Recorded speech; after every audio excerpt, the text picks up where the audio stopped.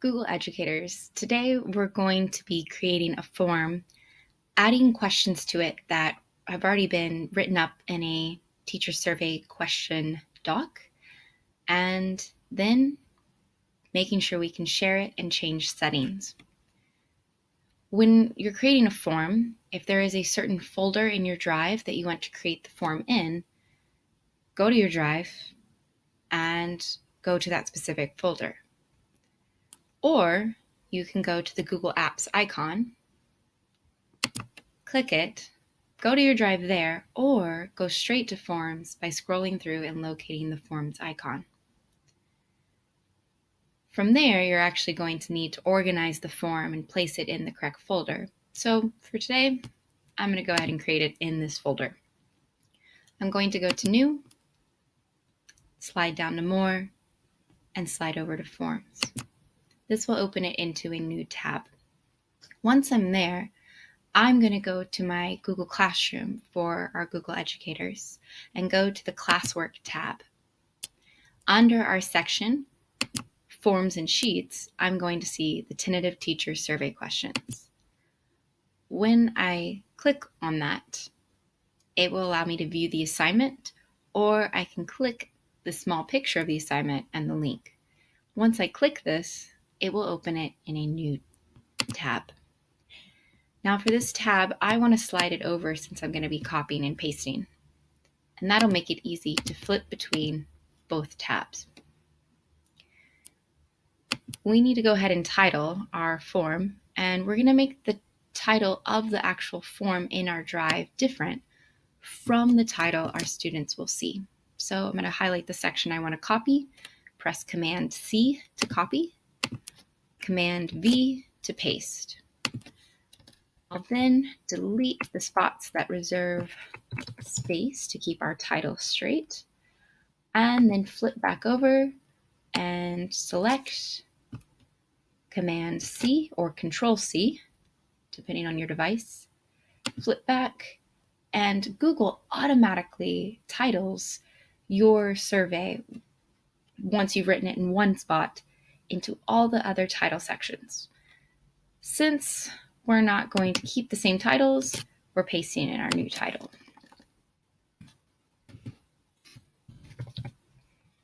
Now that I have my new title, I also need my form description. This is important because this is your one chance to really get those directions written out clearly, and hopefully students will read them. Fingers crossed. So this one I've kept it simple, and it's there. Now looking ahead, this form is going to be set up a little bit different. By default, Google has forms set to just have questions, but we're going to get extra fancy today and add some sections. To add a section, you're going to use your toolbar located on the right side. To simply add a question, press the plus. You can add a title and description. You could add image. You can even add videos. We're going to add a section. When we click section, it sticks our first title and form description in a separate section. When we scroll down, we see our second section. This first section will be called, or second section, excuse me, caring. So copy, paste. I don't need a description because it is optional. And I'm going to go ahead and get my question put in and copied. Now this question is actually going to be a linear scale question. I don't need to copy this in, but instead click on the options menu and look through my selection and find linear scale.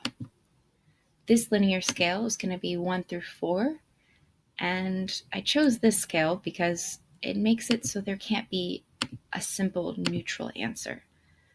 They have to take a side. My 1, my low, will be totally untrue, and my high will be totally true. The next thing I want to do is make sure I make this a required question. This is important to do if you don't want a student to accidentally press enter or maybe purposely press it and be able to submit a form without completing each section. Within a form, you can keep some questions required and other questions not required. So always double check right at the end if you have the selected requireds filled in. Now, the next thing we can do with our sections is there's an options right at the top. The 3 dots that are situated vertically. We want to go ahead and do this as fast as we can because our time is valuable. So we're just going to automatically duplicate this section. You'll notice you also have the option to move, delete, or merge a section with one that's next to it. If you notice you have your sections out of order, this is a fast way to do that. So duplicate, and when I scroll down, it's made the exact same section. Now, looking ahead, my next section is actually titled Coaching. So copy and paste in, and my coaching section actually has 3 different questions. So Command C, Command V, and they're the same scale option. And then we can duplicate our questions since the next 2 questions are the exact same format, just different questions. Press duplicate, copy, paste, copy,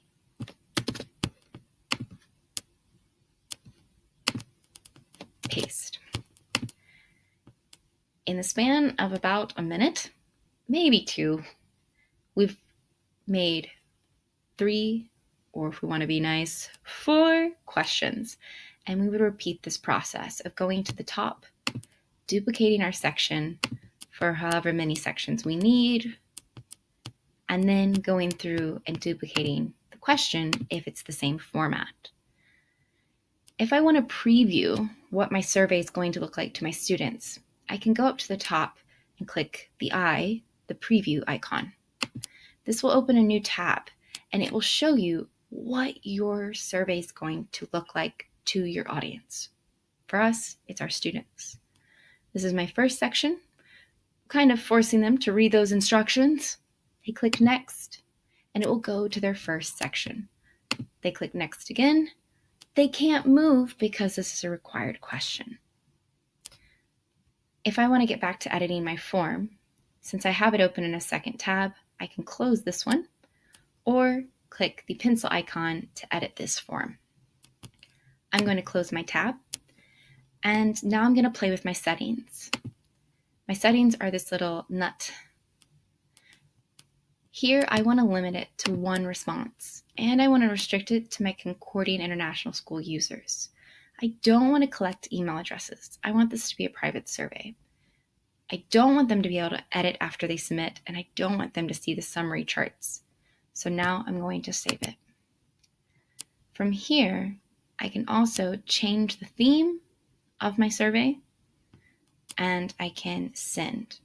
I also have options of making copies of it, moving it to trash, and adding collaborators. Several other options too. If I want to share this, I can send it via email or copy the link and paste it into a Google Classroom, or shorten the URL and paste a smaller form maybe in a slideshow.